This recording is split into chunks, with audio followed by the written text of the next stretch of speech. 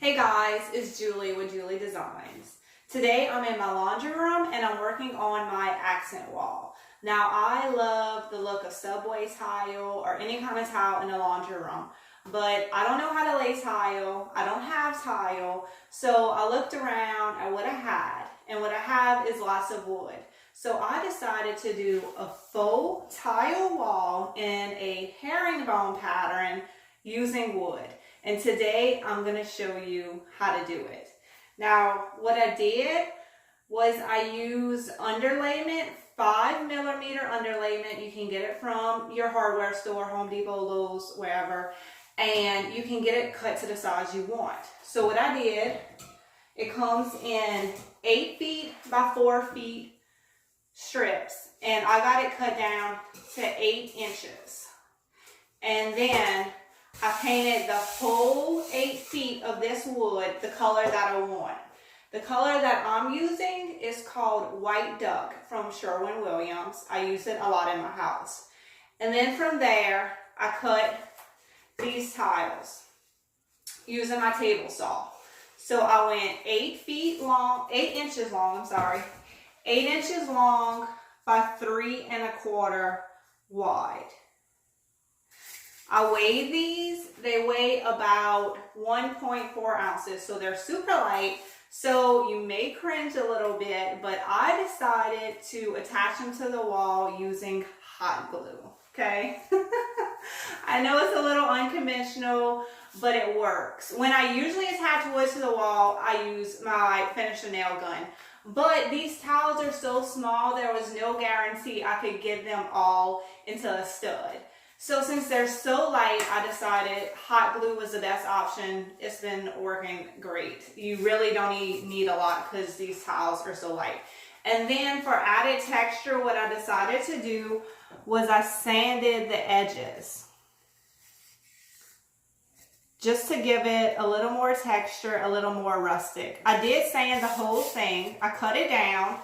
I'll tell you how I did. I cut it down, a bunch of them. I did one sheet at a time. I cut them down and then I sanded each one. I sanded the edges down to the wood and then I sanded the middle. Not for the wood to show, but just to smooth it out because I didn't want it to be that rustic. Now, if you wanted to go with chalk paint and make it very rustic, you could do that. But I'm just using regular interior latex paint. So it would have been very hard to get that distressed look on the middle. I didn't want that. I just wanted my edges distressed just to give it a little more texture, give it a little bit more of a tile look. And then also what I did was I used my grout color. Is this beautiful blue color. It's called Lava Gray, but it's not gray, it's blue. But the name of it is Lava Gray. So that's my grout color.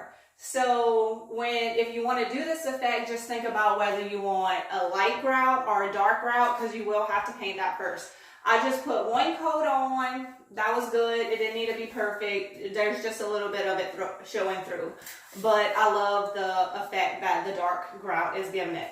Now, originally, I had planned on doing the tiles in blue as well. That was my plan.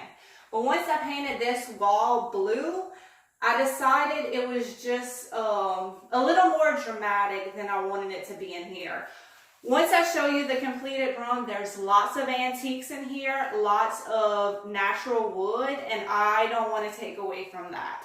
And I thought the blue was just a little too bold for this small space. So I love how it's looking, going with the white tiles and then the blue grout. I think it looks great. So what you'll need to do this project is how I figured out the herringbone pattern, which is at a 45-degree angle, is I just have this tool, I think it's called a square, and you'll be able to kind of figure out how to start it. I figured out where the middle of my wall was, which was about right here, and that's where I started my pattern. And then I went up. I'll show you in a little bit what I already have done. And then so you just follow the herringbone pattern with it. And then to cut the edges, you'll just need a miter saw. You want to put it at a 45-degree angle and cut your edges. And I figured out a trick that made it super simple to figure out my edges. I just got a piece of paper that is the size of my tile, and then I can lay it where the next tile is going to go, and then easily mark it off. And it bends, you know, you can bend it and then mark it off. And that makes it super simple. You just bring it in your workshop or wherever and cut the pieces once you have your marks, because you can't bend these tiles, but you can easily bend this paper and figure out where it needs to be cut. And also, I thought the edges would be much harder, but what happens is they're all the same. So once you figure out what one is, you just cut that same one as many spots as you need it. So I'm going to show y'all how I attach it to the wall. Now what I'm using, this is my favorite hot glue, and I'll put a link to it. You can get it on Amazon. It's the exact same price as Walmart. Is the Gorilla Glue hot glue. I find this sticks so much better than any other hot glue I use, so this is the only one that I use. Now, you can get spacers if you want. I'm just eyeballing it. If you're striving for perfection, you probably don't want to do this project. You definitely want it to be a little bit more of a rustic look, because it's just not gonna be perfect. There's just no way. So I'm okay with the rustic look. I didn't use spacers. I just eyeballed it. I'm happy with what is coming out. It's a little bit more of an organic look. You don't need a lot of glue. It is only 1.4 ounces. Plus, if you have to pop these babies off because you mess something up, you don't want a ton of hot glue on there. So I put a little dot on each side and then on the middle. And then I just kind of eyeball it, make sure it's even. There you go. Now you might want to I didn't do this, but you might just want to stick it up there. Just make sure your pattern's right, because it does get a little complicated, especially at the edges, to like figure out which way it needs to go. Also, this is probably not a good project to do on the winter time. You want to make sure your wall is not cold, because if your wall is cold, what is going to happen is that your hot glue is going to dry too quickly. You want a little bit of time to like wiggle it around and get it in the right space. If it dries too quickly, then you're going to have issues. You want that little wiggle room time. Now, it is August in South Louisiana, so I do not have to worry about my wall being cold. It is so hot over here. Perfect time of year to hot glue stuff to your wall.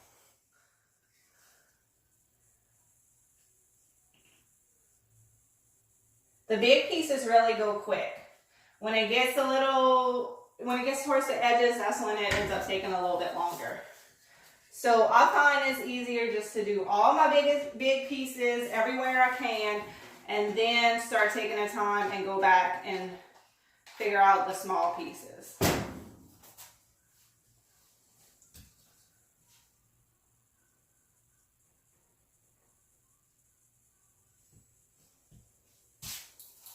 I'm not going to go all the way down. My washer goes against this wall, so I'm just going to bring it far enough down where it'll look like the towel goes all the way down to the bottom. There's no need to bring it all the way down to the floor. So you can see this goes pretty quick. I thought about just doing a subway tile pattern, but I just really love herringbone, and I figured it was going to be a lot of work either way, whether I went with the subway tile pattern or the herringbone. So why not just do the herringbone? And I'm so glad I did. I love it. It looks amazing. And herringbone is classic, timeless. It doesn't go out of style.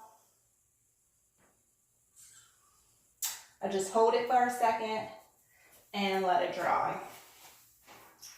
So I'm going to show you a little bit closer up some of the stuff that I've already done.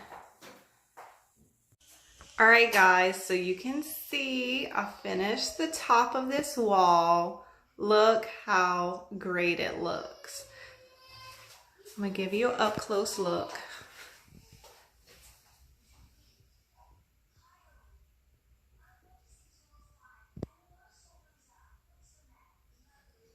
So I am putting molding around. I've been putting these moldings around all my windows because I really like moldings around windows, but they already have these bottom pieces on all my windows. So this molding is small enough where it doesn't interfere with that. It'll come out to right here and that's it. That way I don't have to replace anything, but it definitely just adds a little something to the window.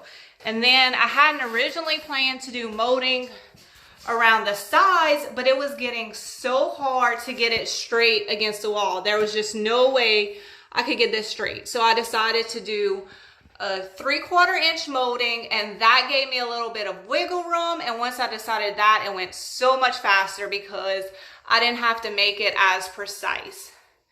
See, this edge is done, and I think it looks great with the little piece of molding around it. So I would definitely suggest doing a molding around it. It just gives you more room to work with.